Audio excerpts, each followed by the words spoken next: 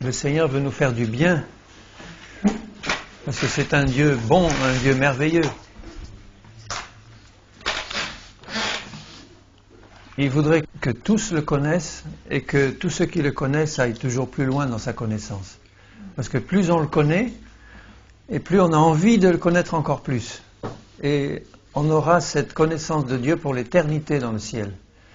Il va nous révéler en permanence qui il est. Et déjà, il a commencé maintenant. Alors ce soir, j'aimerais vous parler d'une chose qui est vraiment, d'une importance extrême. Quand je lisais ces passages dans la Bible, je me disais, en les lisant, mais c'est fantastique, Seigneur, que nos yeux s'ouvrent.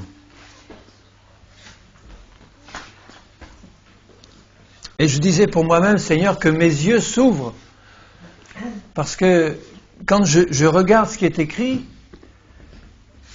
j'ai l'impression de le lire pour la première fois. Pourtant, je le connais. Mais ta parole, quand on la lit, cette parole avec un cœur ouvert et désireux de savoir, elle nous renouvelle dans la connaissance de ces choses, elle nous les rappelle, elle les rend vivantes à nouveau.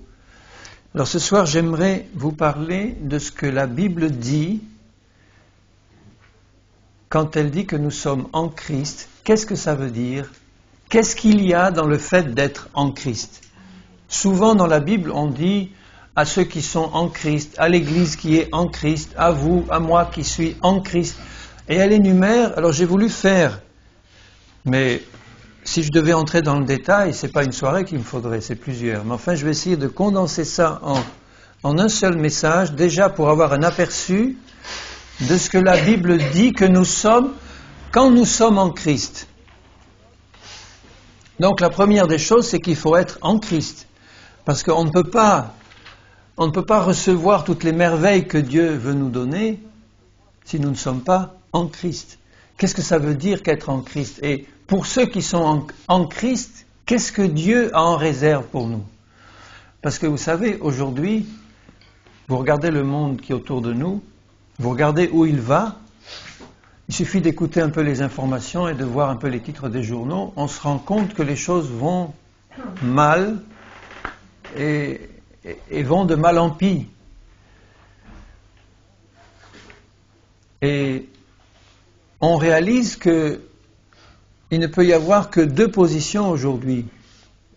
Je ne dis pas croire en Dieu ou ne pas croire en Dieu, puisque si vous demandez croire en Dieu, la plupart des gens disent qu'ils croient en Dieu.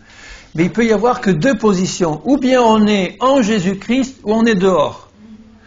Quand on est en Jésus, on reçoit son esprit qui nous change et qui nous change constamment, et il peut se servir de nous. Quand on est en dehors de Jésus, on est dans la mort et dans les ténèbres. Et tout ce monde qui nous entoure, qui est sans Jésus, il ne se rend pas compte qu'il va à la mort, au précipice. Et le Seigneur Jésus est en train de déverser son esprit partout pour appeler tous ceux qui n'y sont pas encore à rentrer en Jésus, à se mettre dans l'arche, dans la forteresse, en Jésus. Alors, que sommes-nous en Jésus? Et là, je ne parle pas seulement à ceux qui sont en Jésus, mais à ceux qui ne sont pas en Jésus. Il y en a qui nous écoutent, il y en a qui vont entendre cette cassette qui ne sont pas en Jésus. Et le désir de mon cœur et le désir du Seigneur, c'est de leur donner envie d'entrer en Jésus. Ne pas simplement entendre un message, mais dire, moi j'aimerais être en Jésus. Qu'est-ce qu'il faut faire pour être en Jésus? Parce que quand j'entends ce qu'on me dit, que Dieu réserve à tous ceux qui sont en Jésus-Christ, j'aimerais entrer en Jésus et y rester. Et à ceux qui y sont déjà, ce message doit nous rappeler, non seulement nous rappeler des choses que nous connaissons déjà, mais nous ouvrir encore plus les yeux sur les merveilles que Dieu réserve à ceux qui sont en Jésus et les merveilles qu'il nous a déjà données à ceux qui sont en Jésus et dans lesquels nous n'avons qu'à puiser. Puisqu'il y a une grande différence entre une promesse et une chose qui est déjà accomplie pour nous. Et en Jésus, nous avons des choses qui sont déjà pour nous, qu'il nous suffit de comprendre et d'utiliser, et nous avons aussi des promesses qui vont venir.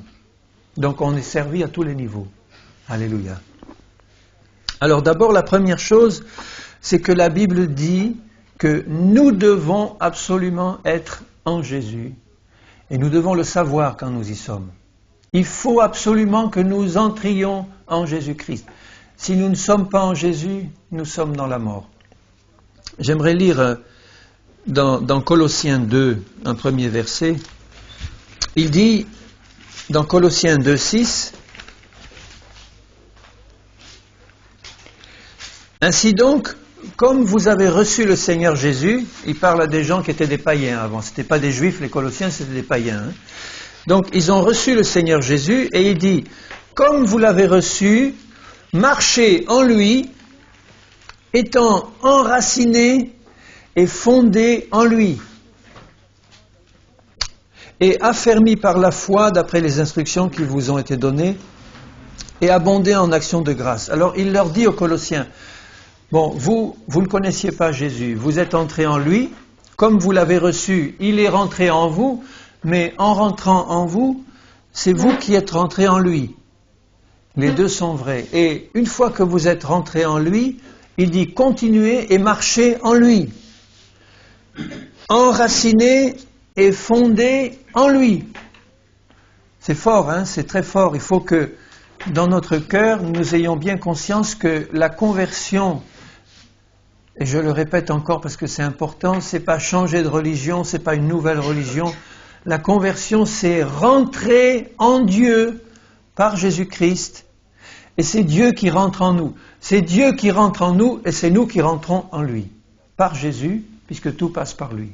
Il est la porte obligée. Personne ne peut rentrer en Dieu sans passer par Jésus. C'est pour ça que toutes les religions du monde se trompent. Ce sont toutes des efforts que les hommes ont essayé de mettre en place pour essayer de monter jusqu'à Dieu.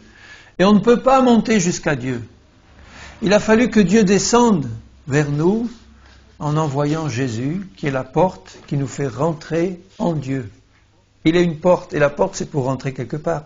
C'est pour rentrer en lui et pour rentrer en Dieu. Et une fois qu'on est en lui, on continue à marcher en lui jusqu'au bout. Et quand Paul parle aux églises, il dit par exemple aux Thessaloniciens, à vous, l'église des Thessaloniciens, qui êtes en Dieu le Père et en Jésus-Christ, le Sauveur. Donc tous les chrétiens sont en lui, et Paul le sait puisqu'il le leur dit. Dans 1 Corinthiens 1,30, Paul nous dit quelque chose qui est très important dans 1 Corinthiens 1,30. Il nous dit que nous n'avons pas le pouvoir, nous-mêmes, d'entrer en Jésus-Christ. On ne peut pas forcer la porte, c'est pas possible. De nous-mêmes, on ne peut pas rentrer. Il faut que ce soit Dieu qui nous fasse entrer en lui. Et dans 1 Corinthiens 1, et au verset 30, il dit aux Corinthiens, « Or, c'est par lui, il vient de parler de Dieu le Père, il dit, « C'est par lui que vous êtes en Jésus-Christ. C'est Dieu qui vous a pris et qui vous a mis en Jésus. C'est par lui, par Dieu, que vous êtes en Jésus-Christ, qui, de par Dieu, a été fait pour nous sagesse, justice, sanctification et rédemption. » Donc Dieu le Père nous a pris, il nous a enlevés de ce royaume où nous étions, de perdition, et il nous a placés en Jésus. Dans un autre verset, le dit dans Colossiens 1,13. Heureusement que c'est Dieu qui nous met en Christ, parce que de nous-mêmes, on ne peut pas atteindre ce but. Il faut que ce soit Dieu qui nous y mette. Évidemment, nous avons quelque chose à faire, nous. Il ne va pas mettre comme ça quelqu'un et le forcer à rentrer. Il faut que notre cœur s'ouvre et qu'on dise ce qu'il faut dire à Dieu. Et à ce moment-là, Dieu le Père nous prend et il nous met. Dans Colossiens 1, et au verset 12, il dit « Rendez grâce au Père, qui nous a rendus capables d'avoir part à l'héritage des saints dans la lumière. » Cet héritage dont on va parler là. « Et qui nous a délivrés de la puissance des ténèbres Et il nous a transportés, il a commencé par nous délivrer de ce démon, diable qui nous tenait entre ses griffes. Il nous a arrachés grâce au sang de Jésus qu'il a versé pour nous et par la foi en Jésus. Il nous a arrachés à cette puissance de ténèbres et il nous a transportés dans le royaume de son Fils. Donc il nous a transportés pas seulement dans un royaume où son Fils règne, mais il nous a transportés dans son Fils qui est le roi et qui est la tête de son corps. Il nous a placés dedans. Et c'est vraiment quelque chose qui me parle à moi de savoir que Dieu ne m'a pas simplement introduit dans son royaume, mais il m'a introduit en lui-même, dans son Fils Jésus, dont je fais partie, puisque je suis membre de son corps. Et il nous a transportés dans le royaume du Fils de son amour ou de son Fils bien-aimé, en qui, donc en Jésus, nous avons la rédemption par son sang, la rémission des péchés en lui. Dieu le Père nous a transportés en Jésus lui-même. C'est beau, c'est merveilleux. Dans Éphésiens 5:30, l'apôtre Paul dit encore, Éphésiens 5:30, il parle aux chrétiens et il dit, parce que il vient de dire que Christ prend soin de l'Église et de son propre corps, Éphésiens 5:30, parce que nous sommes membres de son corps, étant de sa chair et de ses os. Ça, c'est un miracle que la Bible dise. Certaines versions n'ont pas ce bout de verset, mais les bonnes versions l'ont. Nous sommes de la chair de Jésus et de ses os. Jésus a actuellement un corps ressuscité, il a une chair glorifiée, glorieuse, et il dit que nous sommes membres de sa chair et os de ses os, nous qui sommes en lui. Et il dit dans 1 Corinthiens 6:17, je lis le passage, « Celui qui s'attache au Seigneur est avec lui un seul esprit ». 1 Corinthiens 6:17, ça aussi c'est très fort. Il ne dit pas que nous avons simplement reçu une partie de son esprit ou son esprit, mais il va encore plus loin et il dit, celui qui s'attache au Seigneur, non seulement il est corps de son corps, de sa chair, de manière miraculeuse, mais il est avec lui un seul esprit. Donc vous voyez à quel point nous sommes plantés en Jésus. Nous sommes vraiment de sa chair et de son esprit. Et pour comprendre ça, bien aimé, il faut une révélation de Dieu, du Saint-Esprit. Moi, je peux vous le donner, mais je compte surtout sur l'action du Saint-Esprit dans nos cœurs pour que nos yeux s'ouvrent et qu'il nous fasse comprendre ça dans le cœur. Nous sommes en lui, nous sommes cela. Alors, je mettrai à la fin le problème de savoir comment entrer en Jésus-Christ. Je vais en parler en dernier. D'abord, je vais montrer ce que la Bible dit que nous sommes quand nous sommes en Christ. Et après, je dirai ce que la Bible dit qu'il faut faire pour entrer en Christ. Je préfère parler de ça à la fin. Et comment nous pouvons être sûrs que nous sommes en Jésus. Mais d'abord, qu'est-ce que la Bible dit que nous sommes lorsque nous sommes en Christ? Quand nous avons rempli les conditions que Dieu nous donne, que nous avons accepté le Seigneur comme notre Sauveur, notre Seigneur, et que Dieu le Père nous a placés en Christ, la Bible dit, lorsque vous êtes en Christ, vous êtes ceci, vous êtes cela, et vous avez ceci, vous avez cela. Et c'est ça que nous allons voir maintenant. Et j'ai regroupé les choses que la Bible dit que nous sommes en Christ en trois grandes catégories pour simplifier. La première, donc à tous ceux qui sont en lui, Dieu donne des privilèges. Vous savez ce que c'est qu'un privilège? Ça veut dire quelque chose qui est exclusivement réservé à une certaine catégorie de gens. Dieu n'a pas de chouchou, Dieu n'a pas de chouchou. Il voudrait que tous les hommes reçoivent ces privilèges. Mais simplement parce qu'il y en a qui acceptent et d'autres qui refusent, Dieu ne peut pas donner ses privilèges à ceux qui refusent. Si tu dis à Dieu, moi je ne veux pas de toi, je ne veux pas des richesses que tu veux me donner, c'est évident qu'il ne va pas les donner parce qu'il te respecte. Mais si tu lui dis, moi je veux de toi et je veux de ces grâces, de ces privilèges que tu me donnes, alors là elles sont gratuitement pour toi. Dieu va te les montrer, il va te les révéler, il va te les expliquer, et tu n'auras plus qu'à te servir par la foi.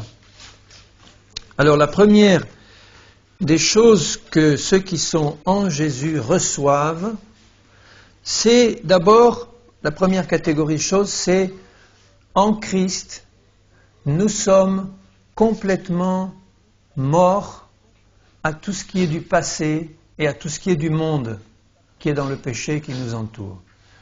Alors j'ai eu l'occasion d'en parler ces derniers messages, mais c'est tellement important que j'y reviens encore, un peu moins longuement qu'avant, mais il faut comprendre que quand nous entrons en Christ, Dieu ne veut pas que nous traînions avec nous quoi que ce soit de notre ancienne vie passée. Parce que l'ancienne vie passée, on la connaît pour chacun d'entre nous, c'est pas la peine d'entrer dans les détails, elle est mauvaise, elle est pourrie. Il n'y a pas des bons et des mauvais pécheurs devant Dieu, il n'y a que des pécheurs, et nous sommes tous sortis de là, où nous sommes tous des pécheurs au départ, par naissance, et nous avons commis des péchés, mais ce qui déplaît à Dieu, c'est de voir que notre nature au départ est une nature de péché, et donc il ne peut pas nous faire rentrer en Christ avec une nature comme ça.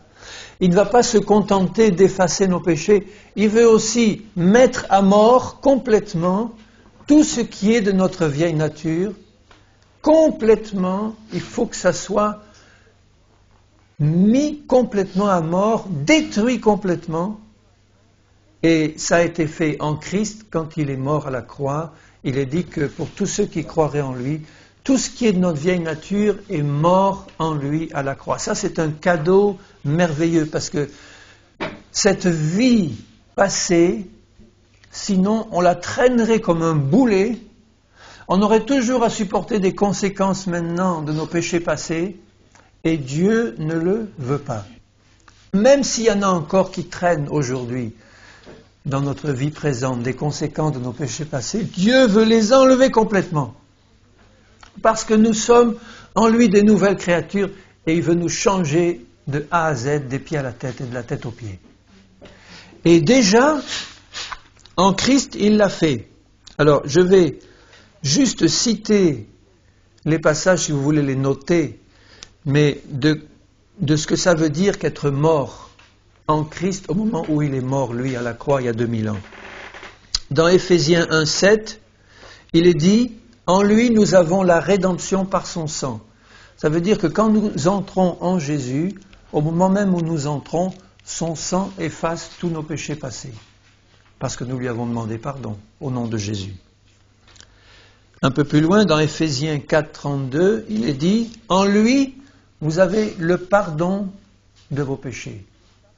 C'est la même idée, hein, c'est que le sang de Jésus efface, quand nous entrons en Christ, le fait d'entrer en Christ, par la mort de Jésus, nous qui sommes morts en lui, son sang a effacé tous nos péchés passés et son sang nous a donné un plein pardon. Dans Romains 6,3, je vais le lire, dans Romains 6,3, il est dit « Ignorez-vous que nous tous qui avons été baptisés en Jésus-Christ, c'est-à-dire plongés en lui », l'idée est belle, hein? Dieu ne s'est pas contenté de nous mettre en Christ, il nous a plongés en lui, puisque baptiser ça veut dire plonger. Vous qui avez été plongés en Jésus, c'est en sa mort que vous avez été plongés.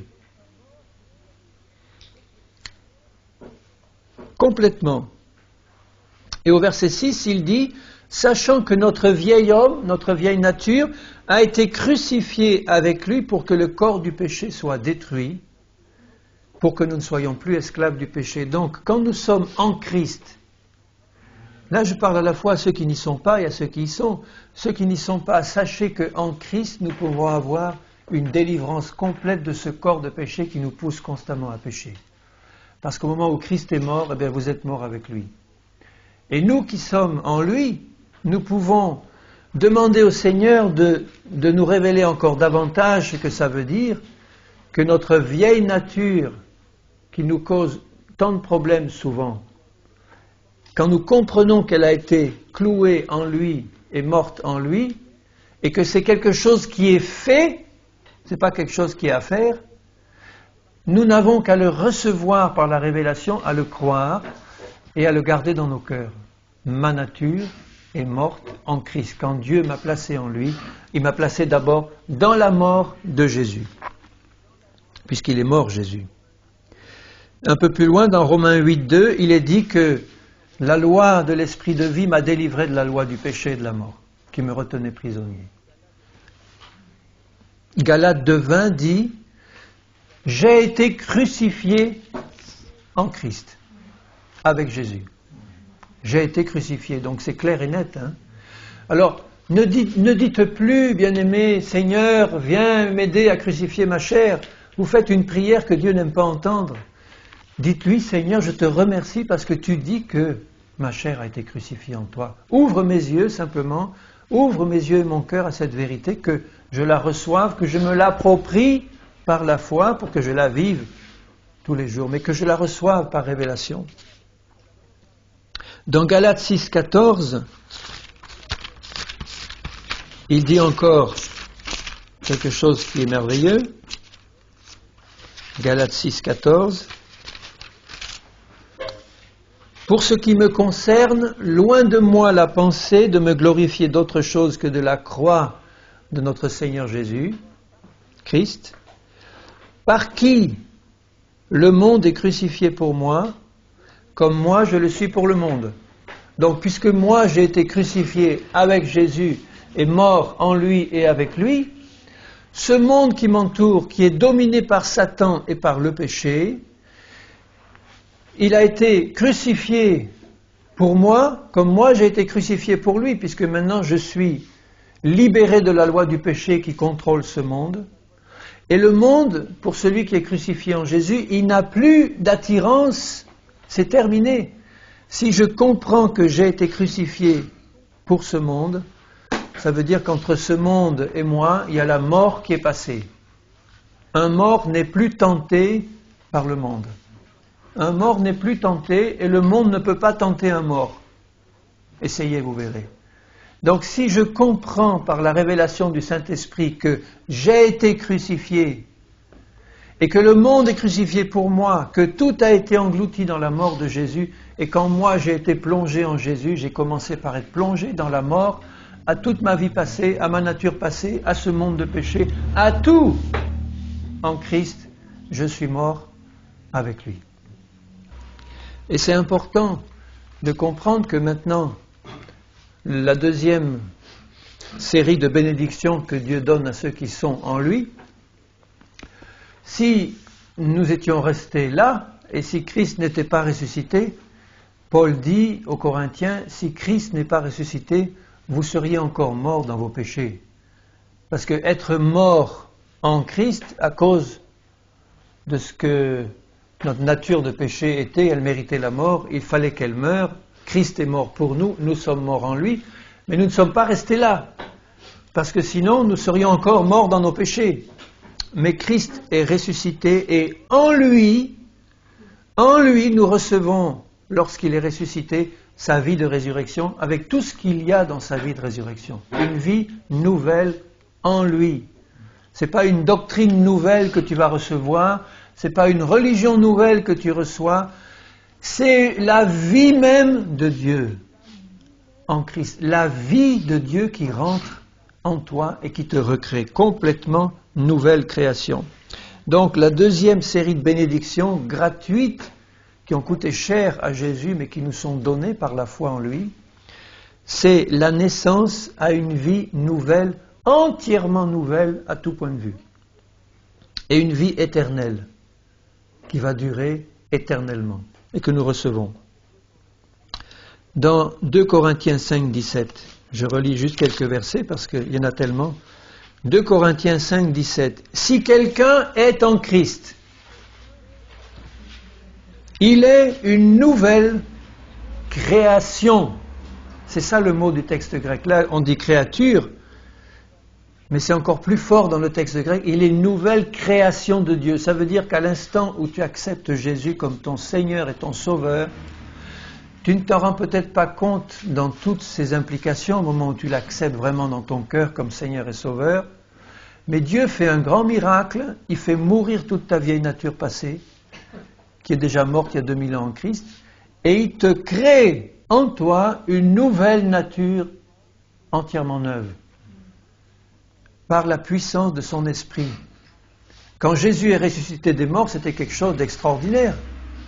Quelqu'un dans le tombeau depuis 3 jours, où toutes les fonctions sont arrêtées, son esprit est parti, et par la puissance de l'Esprit de Dieu, il revient à la vie, d'une vie éternelle, parce que Christ ressuscité ne meurt plus, d'un corps glorifié, d'un corps qui a toutes les capacités divines, et d'un corps merveilleux, d'un esprit éternel, vivant, vivifiant. Tout ça par la puissance du Saint-Esprit. Et au moment où tu te donnes à Jésus, le même Saint-Esprit entre en toi et il te crée un esprit nouveau qui rentre en toi dedans et qui s'établit en toi avec la présence du Saint-Esprit. Mais ça se passe au plus profond dedans. Et tout le travail du Seigneur, c'est de nous ouvrir les yeux à cette première réalité. Notre corps n'est pas encore changé, notre âme non plus, mais dedans, au plus profond, le Seigneur change notre esprit et il nous donne sa vie éternelle en Christ et il nous promet que tout le reste va être changé ensuite, jusqu'à la résurrection du corps au retour de Jésus. Nous allons recevoir alors la plénitude de ce que nous sommes en Christ, une nouvelle création. Les choses anciennes sont passées, voici, toutes choses sont devenues nouvelles. Et ton corps ne doit plus être un problème puisqu'il est mort en Christ. Le seul problème, c'est qu'on le comprenne par la révélation du Saint-Esprit au plus profond de nos cœurs pour que par la foi, on puisse marcher par l'Esprit. Marcher par l'Esprit. Et ça s'apprend par le Seigneur qui est notre Maître et qui nous aide. Nouvelle création. Dans Éphésiens 2, je commence par le verset 1 d'abord. Vous étiez morts par vos offenses et par vos péchés. Avant de connaître Jésus, avant d'être en lui, pour Dieu on était morts. Et si la mort physique nous avait trouvés à ce moment-là, c'était l'enfer pour toujours. Mais Dieu qui est amour et qui nous aime, il ne veut pas de ça pour nous. C'est pour ça qu'il a envoyé Jésus. Il ne veut pas qu'on soit placé en enfer pour l'éternité. Il aime trop ses créatures. Il a demandé à Jésus de venir justement pour ça, pour nous faire sortir de ce domaine de ténèbres et nous faire entrer dans son royaume de lumière. Vous étiez morts par vos offenses et par vos péchés. On était tous de leur nombre, etc. Mais au verset 4, il dit « Mais Dieu qui est riche en miséricorde, à cause du grand amour dont il nous a aimés. » C'est ça qui compte. Hein. Rappelons-nous toujours que si Dieu cherche à nous avoir avec lui, c'est parce qu'il nous... Dites-le tous, c'est parce qu'il nous aime. C'est pas un Dieu vengeur qui est là avec sa matraque pour nous matraquer chaque fois qu'on pêche. Dieu nous aime. Et c'est parce qu'il nous a aimés d'un grand amour, nous qui étions morts, on n'était pas aimables. C'est facile d'aimer ceux qui sont aimables. Hein? Tout le monde peut faire ça. Mais nous n'étions pas aimables du tout aux yeux de Dieu. Mais il nous a aimés quand même tels qu'on était et il nous a envoyé Jésus pour nous transformer complètement. À cause du grand amour dont il nous a aimés, nous qui étions morts, il nous a rendus à la vie, à sa vie à lui, avec Christ. C'est par grâce que vous êtes sauvés. Il nous a ressuscités ensemble avec lui. Quand Jésus est ressuscité, ça y est, tu sors des ténèbres et tu rentres dans la lumière. Et il nous a fait asseoir ensemble dans les lieux célestes. Tout ça, c'est au passé. Ça veut dire que maintenant, ceux qui sont en Christ, ils sont sortis de ce domaine de ténèbres, ils sont rentrés dans la lumière et ils sont en esprit assis dans les lieux célestes avec Jésus. Maintenant, votre corps est assis ici, mais Jésus dit qu'en esprit, nous sommes assis avec lui dans les lieux célestes. en Jésus-Christ. Tout ça en lui. Où est Jésus maintenant? Il est assis à la droite du Père et il prépare sa venue pour nous chercher. Mais comme il est assis à côté du Père à sa droite et que nous sommes en lui, nous aussi nous sommes assis en lui à la droite du Père. En lui nous y sommes. Dans Éphésiens 2:10, juste après, il dit « Nous sommes son ouvrage » et quand Dieu fait quelque chose, il le fait bien. Il ne fait pas les choses de travers, le Seigneur. Nous, on les fait de travers, mais pas lui. Nous sommes son ouvrage, ayant été créés en Jésus. Vous voyez, c'est vraiment une création nouvelle. Il n'y a rien du passé qui reste, c'est une création nouvelle. En Jésus, ayant été créés pour faire de bonnes œuvres, que Dieu a préparées d'avance pour que nous les pratiquions. Donc il nous a créés à neuf en Jésus, et il a dit maintenant t'inquiète pas, j'ai du travail pour toi, mais c'est préparé d'avance déjà, t'as qu'à rentrer dedans. J'ai préparé des foules de bonnes choses pour toi que tu vas faire, et c'est par ma puissance que tu vas les faire, je les ai préparées d'avance. Si tu es en Christ, tout ça c'est pour toi, une nouvelle création. Alors ça c'est clair, c'est bien compris, hein, c'est entrer dans une vie nouvelle. Maintenant, la troisième série de bénédictions qu'il a pour nous, c'est que quand nous entrons dans cette vie nouvelle, il nous dit que nous avons tout pleinement en Jésus. Alors, tout T-O-U-T, ça veut dire tout.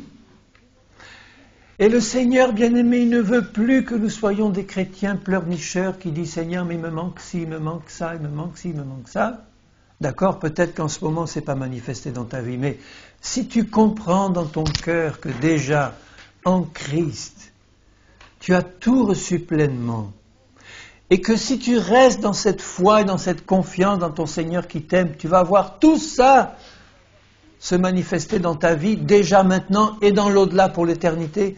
Tu as tout pleinement en lui, et le travail confiant du Seigneur, c'est qu'il va te faire jouir de tout ça, ici-bas et dans l'éternité. Alors j'ai dû me limiter parce que uniquement les principales choses que Dieu nous donne, je dirais en plus, c'est compris, c'est pas en plus, c'est compris dans la vie nouvelle qu'il nous donne. Mais la Bible est quand même précise et nous donne un certain nombre de choses. Et comme nous sommes en lui, ou quand nous sommes en lui, nous pouvons nous rappeler ces choses que nous avons déjà en lui, parce qu'elles répondent à tous nos problèmes pratiques. Alors, d'abord, la première chose, dans Colossiens 1, je préfère laisser parler la parole. Colossiens 1, 28. Colossiens 1, fin du verset 27 d'abord. Dieu a voulu nous faire connaître la glorieuse richesse de ce mystère, savoir Christ en vous. Là je disais nous en Christ, Christ est aussi en nous. Christ en vous, l'espérance de la gloire. Et au verset 28 il dit, c'est lui que nous annonçons, Christ, exhortant tout homme et instruisant tout homme en toute sagesse, afin de présenter à Dieu tout homme devenu parfait en Jésus-Christ. Christ est en nous, et voyez les rapports entre les deux. C'est parce que Christ est en nous que nous pouvons devenir parfaits en lui. Parce que c'est lui qui fait le travail en nous, si nous restons attachés à lui. Donc il dit, pour présenter à Dieu tout homme devenu parfait en Jésus-Christ. C'est à quoi je travaille en combattant avec sa force qui agit puissamment en moi. Donc le but du Seigneur, une fois qu'il nous fait rentrer en lui, c'est de mettre clairement cette pensée qui est la sienne dans nos cœurs. Dieu a commencé à mettre sa vie en toi, c'est pour te rendre parfait en Christ, parfait en tout. Et c'est lui, par sa force toute puissante, qui le fait en toi. Dans Colossiens 2, juste après,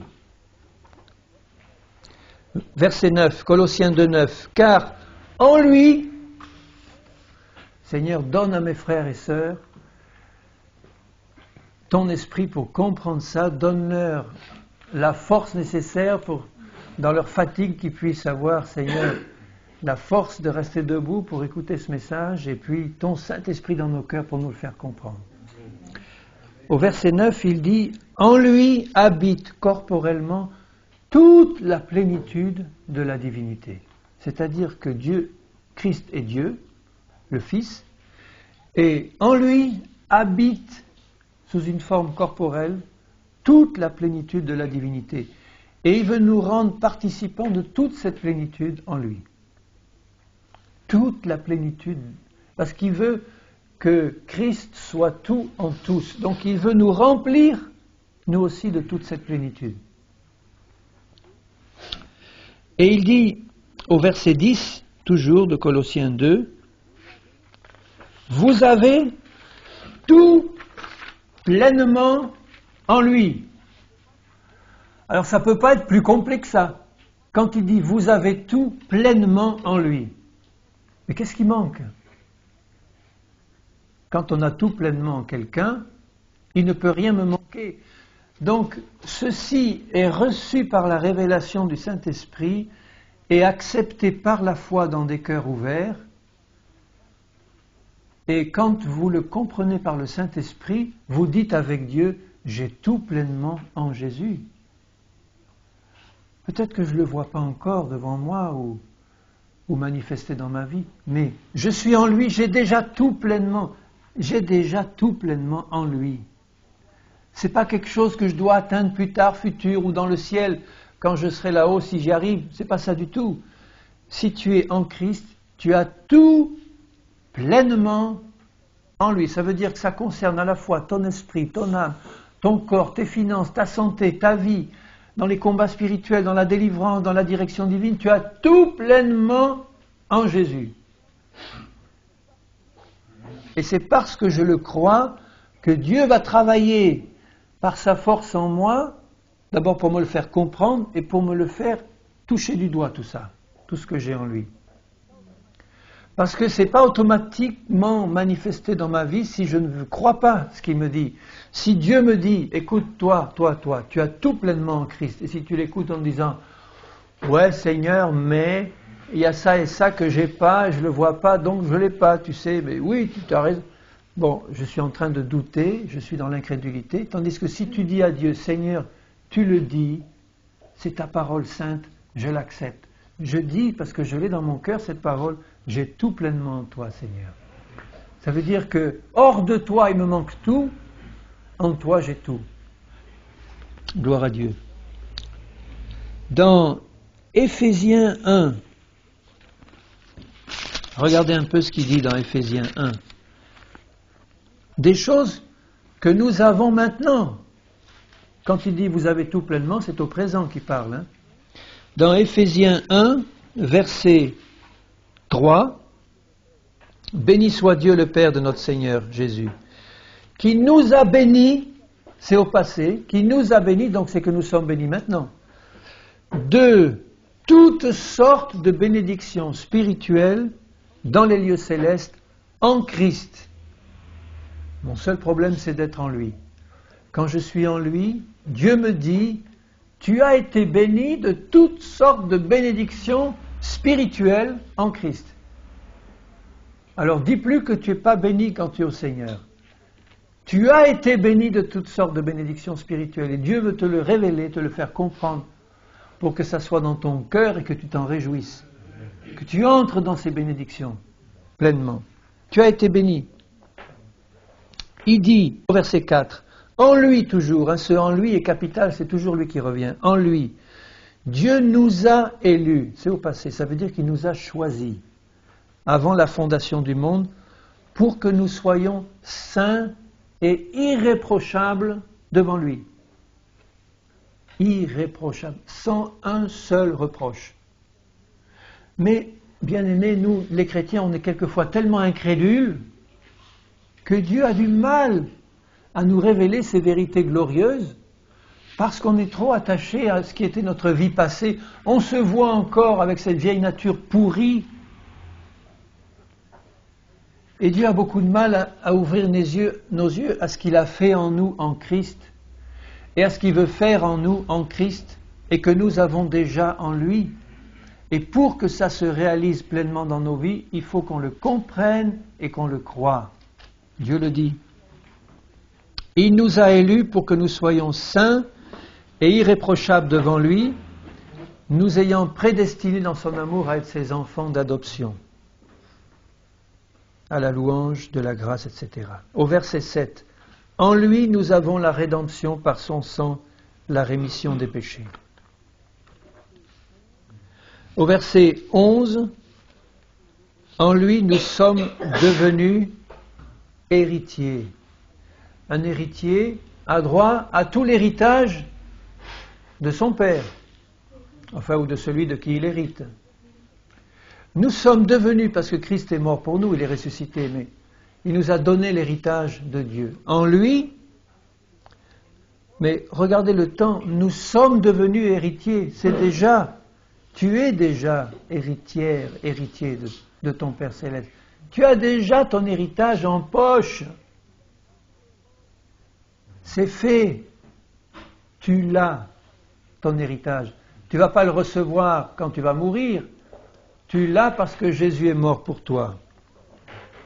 Au verset 13, « En lui, vous aussi, en qui vous avez cru, vous avez été scellés du Saint-Esprit. » Encore une des bénédictions qu'il nous donne, en lui. Scellé du Saint-Esprit, ça veut dire qu'il y a un sceau sur ta vie. Vous savez, on mettait un sceau avant, c'était le signe de propriété. Le propriétaire avait un sceau, une fois qu'il avait mis son sceau, tout le monde savait qu'on lui appartenait. Le sceau, ça servait aussi à fermer quelque chose pour qu'on ne l'ouvre plus. Quand un document était cacheté, fermé, scellé, personne ne pouvait l'ouvrir. Donc nous sommes pour Dieu, sa propriété. Il nous a scellés par le Saint-Esprit. Ça veut dire que plus personne d'autre ne peut rentrer une fois que nous sommes en lui.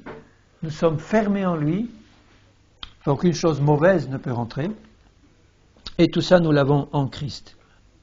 Dans 1 Corinthiens 1 et verset 2, Paul parle aux Corinthiens, à l'Église de Dieu qui est à Corinthe, à ceux qui ont été sanctifiés en Jésus-Christ, appelés à être saints.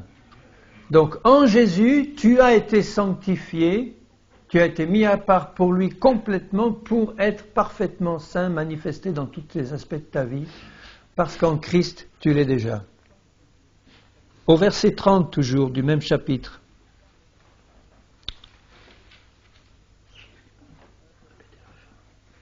« 1 Corinthiens 1, 30.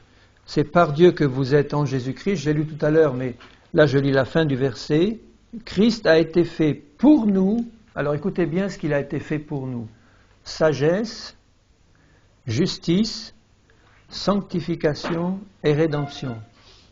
Ça veut dire que si Christ est en toi, ces quatre choses-là te sont données par Christ et vont se manifester dans ta vie si tu restes en Christ et si Christ reste en toi. Parce qu'il a été fait pour toi, d'avance, pour toi, il te fait ce cadeau de la justice, de la sagesse, de la sanctification et de la rédemption. Il a été fait pour toi, et toi tu es en lui. Dans 2 Corinthiens 1 et verset 20, pour ce qui concerne toutes les promesses de Dieu. Alors écoutez ça encore.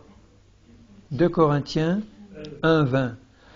Pour ce qui concerne toutes les promesses de Dieu. Là encore, toutes, ça veut dire qu'on n'en laisse aucune de côté. Pour ce qui concerne toutes les promesses de Dieu, c'est en Christ qu'est le oui de Dieu.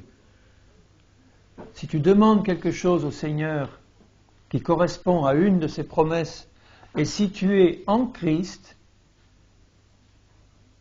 Dieu te dit, c'est oui en lui. Tu peux citer devant ton Père n'importe quelle promesse. Seigneur, je suis en Christ. Tu me dis que en Jésus, tu as le oui. Toutes les promesses de Dieu sont oui en Christ. Si tu es en Christ, tu as droit de recevoir toutes les promesses du Seigneur. 2 Corinthiens 2, juste à côté, verset 14. Grâce soit rendue à Dieu qui nous fait toujours triompher en Christ. C'est pas n'importe comment et n'importe quand, ça veut dire si tu es en Christ, Dieu te fait toujours triompher en lui. Mon problème, c'est de rester en Christ. Si je reste en Christ, dans la paix de la foi en lui, et sachant que c'est sa puissance qui travaille en moi, ça ne va pas être une petite victoire prise à l'arraché, où je perds un membre, un pied, une main, mais j'en sors avec ma victoire. C'est pas ça, c'est un triomphe total en Christ, parce que lui a triomphé pour toi à la croix de toutes les dominations des autorités de ces princes de ce monde de ténèbres. Il a triomphé du péché, il a triomphé de la mort, il a triomphé du monde, il a triomphé des tentations. Il vit en toi, tu vis en lui, donc il dit en lui, grâce soit rendue à Dieu, et il emploie le présent. C'est vraiment très fort tout ça. Hein. Dieu nous fait en Christ toujours triompher. Merci Seigneur. Alléluia. Juste le chapitre après, 2 Corinthiens 3. Verset 14. Ils sont devenus durs d'entendement, car jusqu'à ce jour, le même voile demeure quand ils font la lecture de l'Ancien Testament. Ils parlent du voile de la révélation de la parole de Dieu. Il dit les Juifs, quand ils lisent l'Ancien Testament, il y a un voile, ils ne peuvent pas comprendre. Ils ne peuvent pas comprendre en profondeur. Et même les païens aussi ne peuvent pas comprendre la plénitude de la parole. Ils peuvent juste comprendre ce qu'il faut faire pour être sauvés. Mais là, il dit que ce voile ne se lève pas parce que c'est en Christ qu'il disparaît. Donc, quand je suis en Christ, le voile de la révélation de la parole disparaît. Je dois le croire, ça aussi.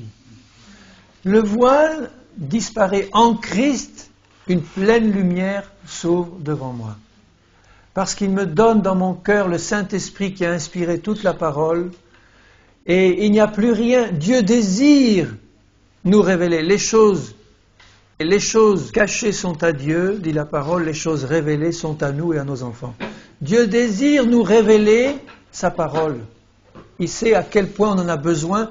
Aujourd'hui, où il y a tant de séduction, tant de doctrines, des choses qui ne vont pas, qui se répandent dans le monde, Dieu veut qu'on ait la révélation de sa parole. Si nous restons en Christ, il nous dit, le voile est enlevé, tu as la révélation en Christ de ma parole. 2 Corinthiens 5, juste à côté, verset 21, celui qui n'a pas connu le péché, Christ, il l'a fait devenir péché pour nous, offrande pour le péché pour nous, afin que nous devenions en lui justice de Dieu. 5, 21. En Christ, nous devenons justice de Dieu. Ça veut dire que nous recevons la même nature que lui, sans être des dieux. On ne peut jamais devenir Dieu à sa place, c'est évident, mais on devient participant de sa nature divine, et comme Christ a payé entièrement pour nous, qu'il a lavé nos péchés et qu'il nous a donné une nouvelle nature, qu'il est en train de perfectionner, d'amener à la sainteté parfaite, c'est réservé pour nous, il nous donne en Christ sa justice. Il dit que, pas seulement il nous donne sa justice, mais il nous fait, nous, devenir en lui justice de Dieu. Ça veut dire tel que nous étions pourris, il nous transforme, il nous fait naître de nouveau, à tel point, son œuvre est tellement parfaite, que quand il nous regarde, il dit, tu es devenu ma justice. Tu es devenu ma justice, en Christ. C'est merveilleux, hein? Moi, ça me fait frémir tout ça. Enfin, j'ai des frissons qui me parcourent mon corps entier, rien que de comprendre ce que le Seigneur a fait en nous. Je vais être obligé d'aller plus vite, hein, c'est dommage parce qu'il y avait... Dans Galates 2, verset 4, des faux prophètes se sont glissés parmi nous pour épier la liberté que nous avons en Christ. En Christ, nous avons la liberté. Dans Galates 3, 28, juste après, en Christ, nous sommes un en Jésus-Christ. Il dit, en Christ, il n'y a plus ni juif, ni grec, ni esclave, ni libre, ni homme, ni femme, etc. Toutes ces divisions entre les hommes les races, les divisions sociales et tout ça, de langue, de tout ça n'existe plus. Il dit, en Christ, vous êtes un. Alors ça veut dire que nous devons comprendre que la véritable Église de Jésus, elle est déjà une en Jésus. Elle n'est pas divisée par les dénominations, par les appellations des groupes, etc. Si tu es en Christ, Dieu ne s'occupe plus de ton étiquette, ni de ta race, ni de ton origine sociale. Il nous voit tous un en Christ. Un. Nous sommes rapprochés, nous sommes déjà un en Christ. Son Église dans le monde entier, elle est une en Christ. Et Philippiens 4 et au verset 19, mon Dieu pourvoira à tous vos besoins selon sa richesse avec gloire en Jésus-Christ. Si nous restons en Jésus, là il parle des biens matériels et financiers. Il dit, je sais vivre dans l'abondance, je sais vivre dans la disette, je me contente de ce que j'ai, mais ce que je sais, c'est que mon Dieu pourvoira à tous mes besoins, à tous les vôtres aussi, selon sa richesse, et Dieu n'est pas pauvre, avec gloire en Jésus. Il connaît mes besoins, il va y répondre et il va pourvoir selon sa richesse. Si tu as ça dans le cœur, tu ne t'inquiètes plus de l'avenir. Tu le sais. Et enfin, tout ce que nous avons en Christ, il faut en parler de ça aussi, dans 2 Timothée 3, ça on ne peut pas éviter ça, 2 Timothée 3, 12, tous ceux qui veulent vivre pieusement en Jésus-Christ, finissez, seront persécutés. Parce que quand tu es en Christ, tu reçois une vie qui est complètement à l'opposé de la vie qui est dans le monde. Tu reçois des désirs complètement différents et tu commences à penser aux choses d'en haut et à te réjouir des choses d'en haut et tu n'as plus du tout l'esprit du monde. Dieu a changé ton cœur et le monde qui est autour de toi ne peut pas le supporter. Satan non plus, puisqu'il contrôle ce monde. Donc tu vas être persécuté comme Jésus l'a été. Tu ne peux pas être traité mieux que ton maître. Mais ça ne fait rien. Si tu as tout en Christ, si tu as tout pleinement en lui, si tu as la paix en lui, si tu as le bonheur, la joie d'être en lui, si tu as l'assurance qui te conduit dans la perfection, si tu as l'assurance qui pourvoit tous tes besoins et qui te conduit et te dirige, la persécution ne fait que te donner la touche finale de perfection que Dieu réserve à ceux qui participent aux souffrances de Christ. C'est ça, simplement, pour que l'esprit de gloire repose sur toi quand tu es persécuté. Alors, je voulais terminer en disant comment savoir que nous sommes en lui et comment y entrer. Et il faut qu'on termine par là. Comment savoir que nous sommes en lui et comment entrer en lui? C'est Dieu qui nous fait entrer en Christ, mais il nous demande de faire une chose pour pouvoir entrer en lui. Il faut simplement répondre au message de Jésus et au message de l'Évangile, ouvrir son cœur à sa parole qui veut nous montrer ce que nous sommes quand nous ne sommes pas en lui. Nous sommes des pécheurs perdus qui allons à la mort et à l'enfer et au jugement. Et Dieu nous envoie le message de l'Évangile par Jésus-Christ pour nous dire il y a un Sauveur qui t'aime et qui veut t'en faire sortir pour te faire rentrer en lui, dans son salut, mais en lui. Pourvu que tu acceptes ce message de l'Évangile qui te dit tu es un pécheur perdu et Dieu a envoyé Jésus mourir sur la croix pour toi, par amour pour toi, pour que si tu l'acceptes dans ton cœur en disant Seigneur Jésus, pardonne mes péchés, je suis un pécheur perdu, mais pardonne mes péchés, rentre dans mon cœur et change-moi, fais-moi rentrer en toi. Si tu dis ça de tout ton cœur, parce que Dieu t'aime et le Saint-Esprit te montre ce que tu es sans lui, non pas pour te condamner, t'abaisser, simplement pour que tu te repentes, que tu dises Seigneur, oui, Je vois maintenant à la lumière de ta parole que je suis moins que rien, un pécheur perdu devant toi, que j'ai besoin de toi. J'ouvre mon cœur et je te dis, entre Seigneur Jésus, entre. Quand tu fais ça, le cœur de Dieu bondit de joie, il envoie immédiatement son Saint-Esprit pour entrer en toi, pour faire mourir toute ta vieille nature et te faire naître à une vie nouvelle en Christ, en esprit. Et ça implique donc que tu ouvres ton cœur à la parole du Seigneur, que tu l'acceptes dans ton cœur. Le jour de la Pentecôte, quand ils avaient le cœur touché, qu'ils ont dit « Qu'est-ce qu'il faut faire ?» Pierre leur dit « Repentez-vous et que chacun de vous soit plongé dans l'eau au nom du Seigneur et vous recevrez le don du Saint-Esprit. » Et là, vous comprenez pourquoi le Seigneur nous demande d'abord de nous repentir. Parce que se repentir, ça veut dire comprendre ce qu'on est par le Saint-Esprit et le regretter et demander pardon à Dieu, mais pour laisser tomber cette vieille nature et rentrer dans son salut. Et il nous fait comprendre aussi pourquoi le baptême d'eau est si important. Parce que dans Marc 16, 16, il dit « Ceux qui croiront et qui seront baptisés seront sauvés. » Alors, pourquoi le baptême d'eau est si important? Parce que il symbolise, et c'est plus qu'un symbole, c'est un acte d'obéissance, la mort et la résurrection en Jésus. Et c'est tellement capital que Dieu a prévu que notre premier acte d'obéissance, quand nous venons à lui pour entrer en lui, puisque Jésus le veut comme ça pour nous, il dit, tu comprends que tu es rentré en moi dans ma mort et tu es né à une vie nouvelle, et pour que tu me montres que tu es obéissant et que tu me montres que tu as compris ce que c'est que cette vie nouvelle, cet acte que tu fais d'obéissance publique, eh bien, je te demande de passer par l'immersion dans de l'eau au nom du Seigneur. C'est un acte d'amour que je fais envers mon Seigneur.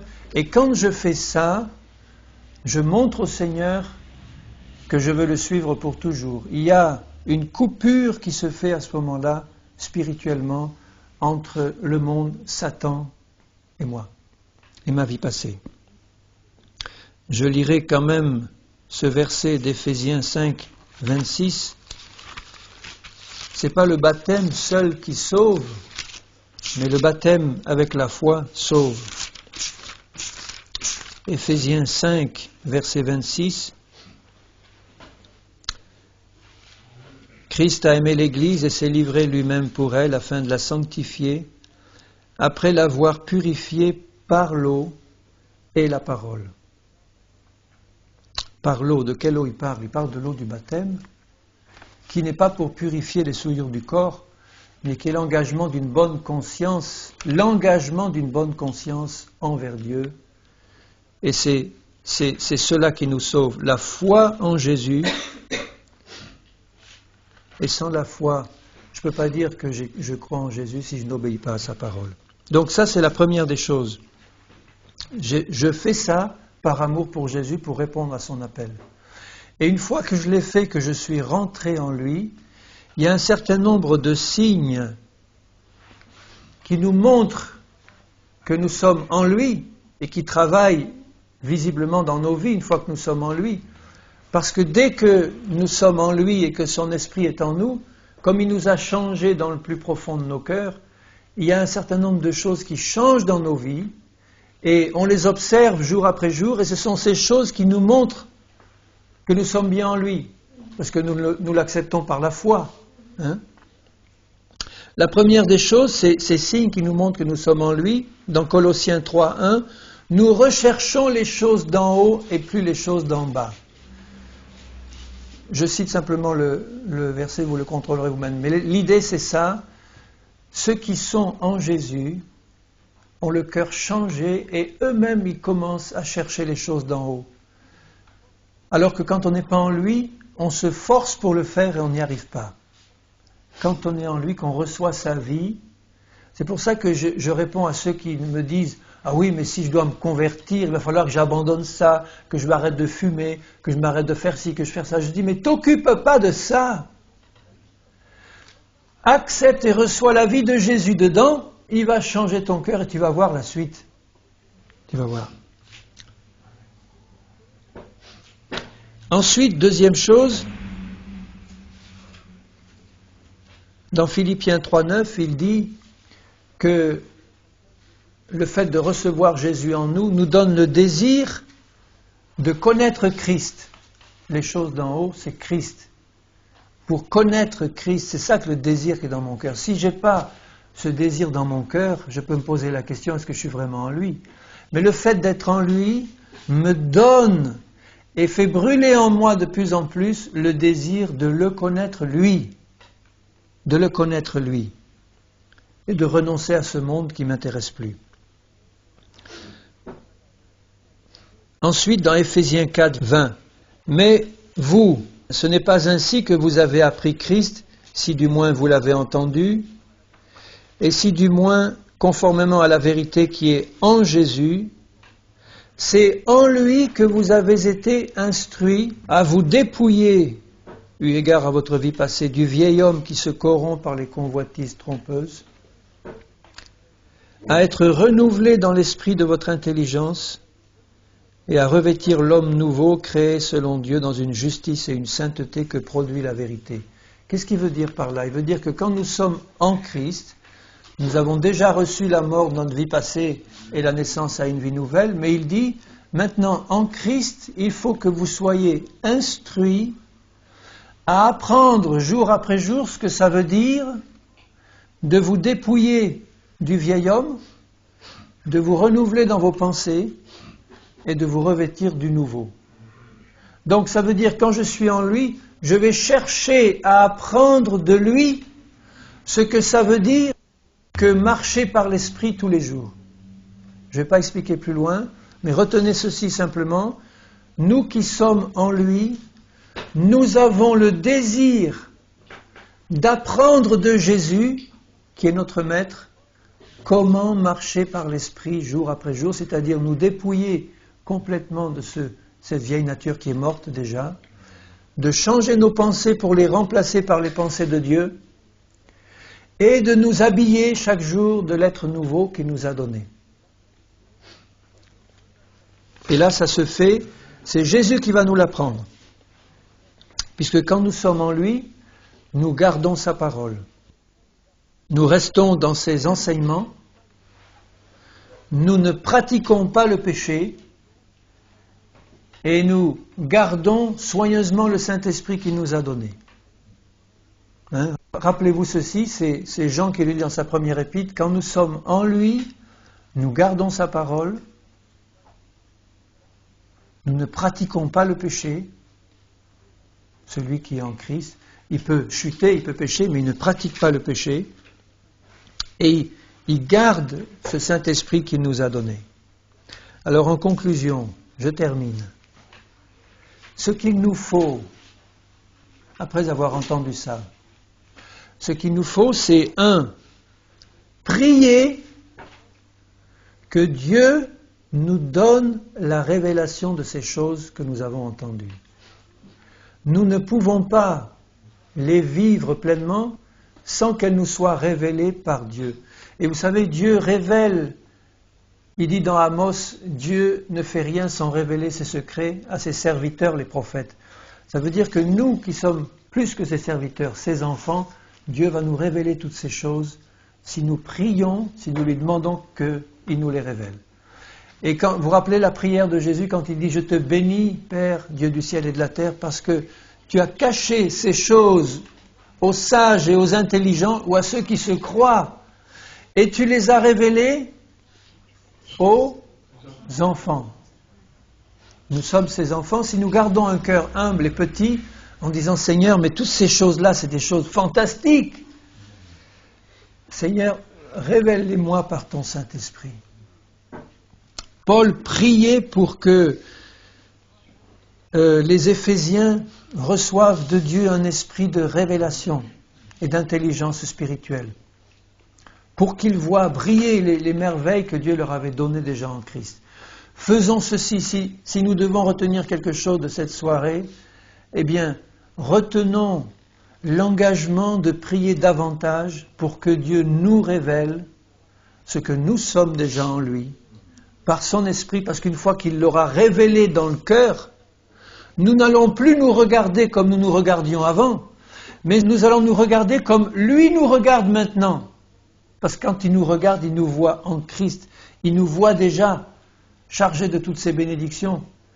Et je ne peux pas, moi, me considérer comme mort et vivant en lui si je n'ai pas reçu d'abord la révélation par le Saint-Esprit, par sa parole. Donc revenons à ces passages dans un esprit de prière et prions. Le grand mal de l'Église, c'est qu'elle ne comprend pas ce que Dieu a fait pour elle en Jésus et ce que Dieu a fait d'elle en Jésus. Et pourquoi elle ne le comprend pas? Parce qu'elle ne prie pas assez son Père céleste de le lui révéler. Dieu ne va pas forcer la révélation sur nous, jamais. Mais il va répondre avec tellement de désir et d'amour à notre prière en disant « Père, mais je désire que mes yeux s'ouvrent à ces merveilles. Révèle-les-moi, Seigneur. » Et il va le faire à la mesure de notre capacité, mais il va élargir notre capacité. Et une fois qu'il nous aura révélé ces choses, à ce moment-là, notre responsabilité, c'est de nous saisir de ces choses. Ce que Dieu dit que nous sommes, il nous le révèle, eh bien Seigneur, je le suis. Je ne vais plus faire preuve d'incrédulité pour dire que je suis encore un vieux pécheur pourri et misérable, alors que tu dis que je suis une merveilleuse créature en Christ et que tu as tout changé en moi et que tu vas faire des merveilles encore dans ma vie. C'est ça, parce que tu me l'as révélé, que je veux dire et confesser de tout mon cœur. Me voir comme Jésus me voit.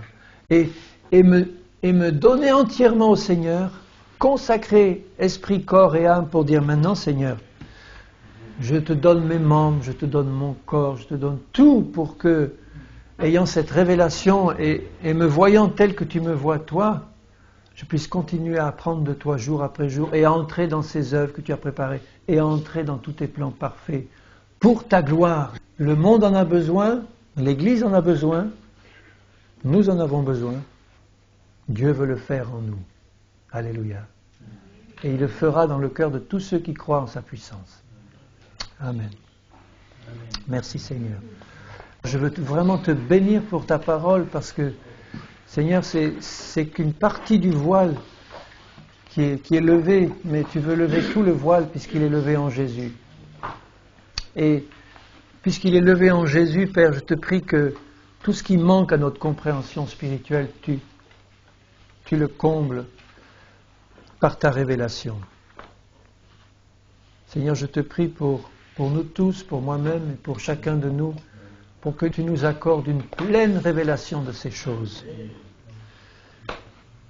Et qu'ayant cette révélation, Seigneur, nous allions de progrès en progrès en toi, de victoire en victoire, jusqu'à ton retour. Seigneur, il n'y a que cela qui compte et qui devrait compter, vivre en toi, laisser ta vie couler en nous et être entre tes mains dans ce monde qui se perd et dans ces temps de la fin un instrument puissant pour toi. Seigneur, fais-le pour tes enfants. Père, au nom de Jésus, je t'en supplie, manifeste ta puissance en te révélant et en nous révélant ta parole et glorifie-toi en accomplissant toute ta merveilleuse parole en nous. Au nom de Jésus. Amen.